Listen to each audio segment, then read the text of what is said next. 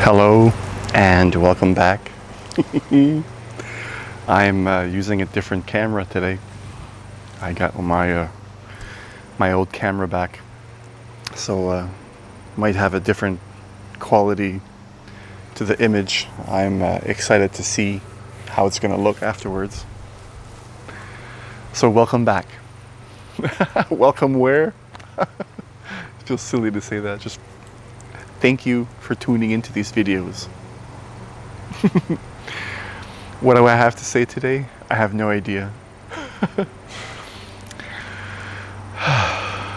So let's just tap into the moment, letting the intuition guide the words, the message, what needs to be said and heard, so it's relatable now.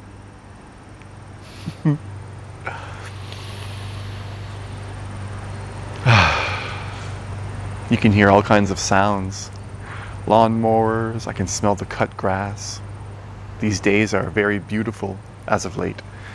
Summertime seems to be life everywhere. You can smell it in the air, you can see it in people's eyes, and there seems to be this sense of calmness in the body itself. It seems easier to be happy when there's life growing all around you.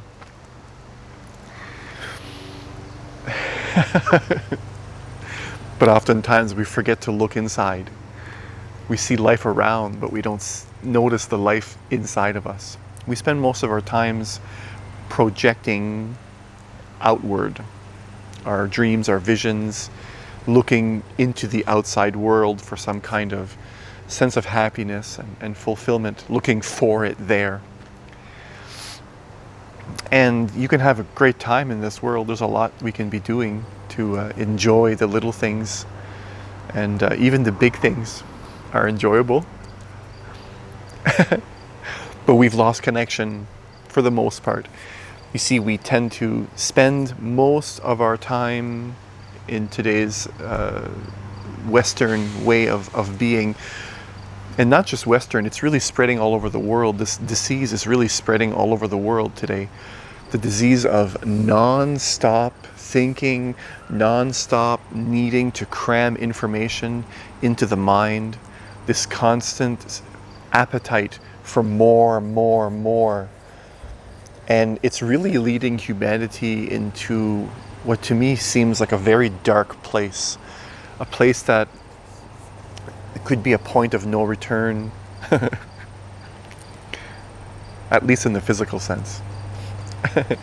You hear talk of immortality and transferring consciousness into computers and all this sort of thing, and all in the attempt to avoid death, the fear of dying. But a person can only be afraid to die if they haven't gone to the inner depths of their own being to see that. Now, I was gonna say that there is no death. I haven't died. I don't know what it is after. But if you go deep enough inside yourself, the fear of death drops completely. And the less afraid to die you are, the more willing to live you become. Your life doesn't become an avoidance of things that end. It becomes a celebration of your life here and now in the moment. Meditativeness. We lost the ability to absorb the information that we take in, because everything that you do is a habit. Everything that you do becomes a habit. You constantly do the same thing, then your brain builds this pattern of repetition. And this pattern of repetition, after some time, you don't need to put any effort into it, and it just continues on its own. In the same way that when you first learn to drive a car, it's very stressful, it's very difficult, there's a lot to think about. And then next thing you know, you're driving with one hand, a coffee in the other, changing the radio, all kinds of things all at the same time, all going 100 kilometers per hour, when at one time you needed your two hands to go at 100 and you felt, okay, I need to focus. In the same way, even destructive patterns like constantly eating And I don't mean food, I mean information. We don't know anymore. We've lost the understanding that the brain also needs to digest information that it's being given. And it can adapt, but it still needs to digest. So what we do instead is we'll watch television. We'll try to take a nap, and we'll do all these things to try to get energy. But the mind continues during that time. You see, when you sit and you watch a movie, you think you're being restful, but you're really not, because your mind is then tied into the story that the movie is projecting to you. Your body will feel those emotions. Your mind will agree or disagree with certain scenarios, situations you find the characters in. So you're still on the roller coaster ride, not of your own, but of somebody else. The body's not really at rest when you're watching television or playing video games. A state of restfulness. If you haven't tried meditation yet, if you haven't given it a chance, now is the time, especially now more than ever.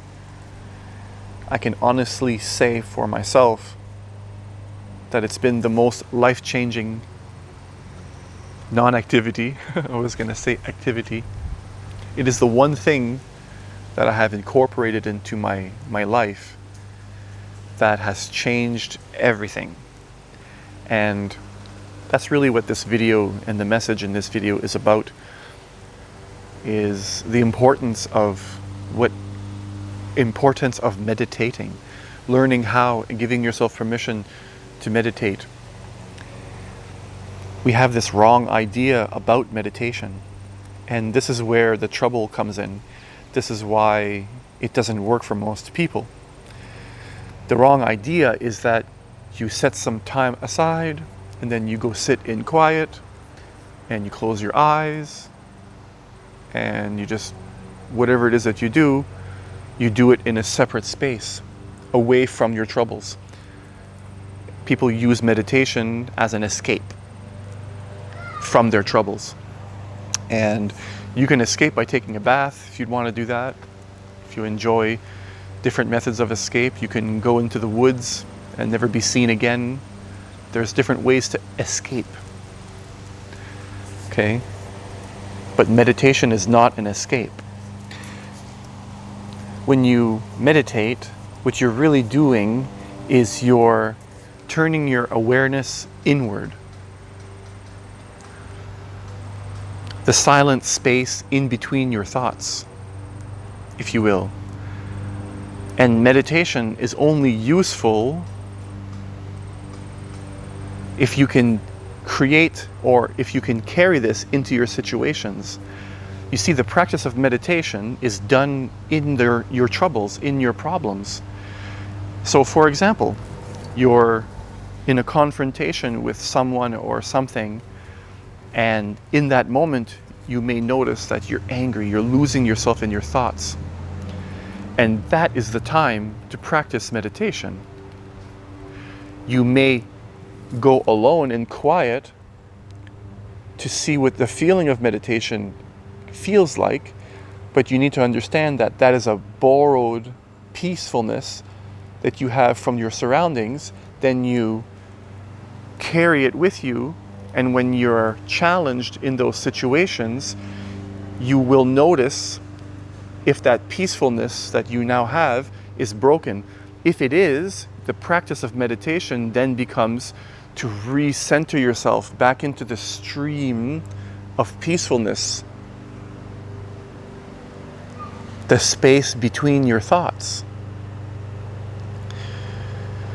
Not taking what you think so personally, not necessarily what others say, because it doesn't matter what they say. What is bothering you is what you think about what they're saying. So, the practice of meditation is returning your awareness into the space between your thoughts. Let me get this back here so I'm not so much blinded by the sun there. And then you'll notice you get lost in the story, and when you recognize, oh, I'm not feeling peaceful anymore, you use that recognition to return back into the space between your thoughts. Just like a mouse or a cat that's looking at a mouse hole, waiting for the mouse to come out. But you're not waiting for the thought. You're resting in the space. There's a certain energy field that the cat is when he's waiting. Not waiting for, but the waiting itself has a certain intensity and a certain directness of experience of the here and the now. And in that directness of the moment of the here and the now, the clear space between your thoughts, there is no problem. It's only when the thought comes in and then your interpretation of those thoughts spin the wheels of your belief systems that you generate the problem yourself. And then you feel conflicted within yourself, and then you try to fix the problem. So the whole thing starts with you. You start the problem, you create it, and then you try to solve your own problem that you created. And meditation doesn't work on that level. That's not what you do. You don't think about your problems. You just observe. You see the thoughts. You're aware.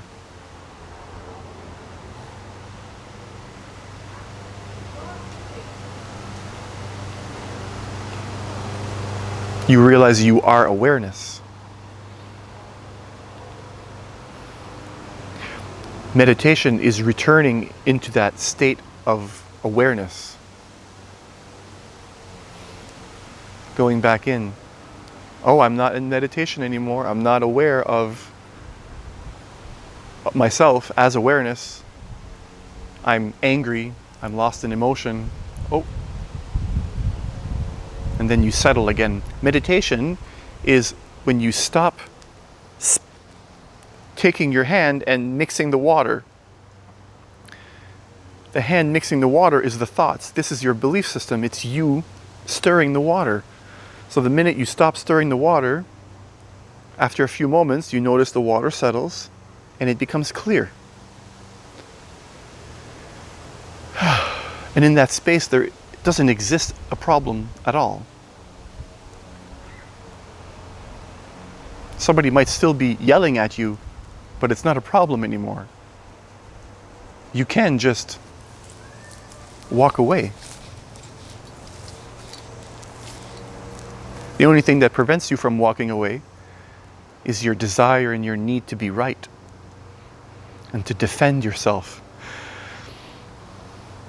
In every situation like this, your mind goes into a fight or flight mode. And when you are in your fight or flight mode, there's a huge release of hormones in your body, which give you a sense of urgency. And the mind feels as though it's being attacked and needs to defend itself. And it doesn't know the difference of severity from one type of attack to another. The brain, the mind doesn't have this ability to really discern this. Only you do. Only you can recognize when you're overreacting. Meditation is the opposite of overreaction. It's not underreaction. So I shouldn't even say it's not the opposite even. It's beyond overreaction and not reacting. It's not stopping your reactions, nor is it going into them deeply. It's just noticing that even though things happen on the surface, there's a part of you that can witness all of it, that sees all of it happening. It's a shift in your identity, who you believe that you are. If you believed you're being attacked, you're going to fight. But if you realize that it's not worth it, and that you're spinning and you're stirring the water, and you're losing your peace of mind, your ability to make logical, rational decisions, then it just makes sense. You drop it.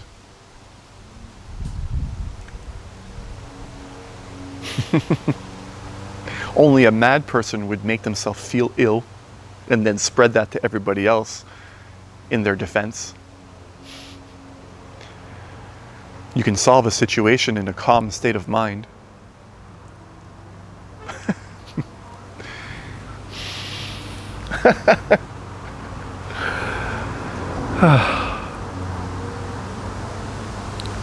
The ego. Wherever you are around the world, whatever time it is that you're watching this, thank you, thank you, thank you. I appreciate you. Peace.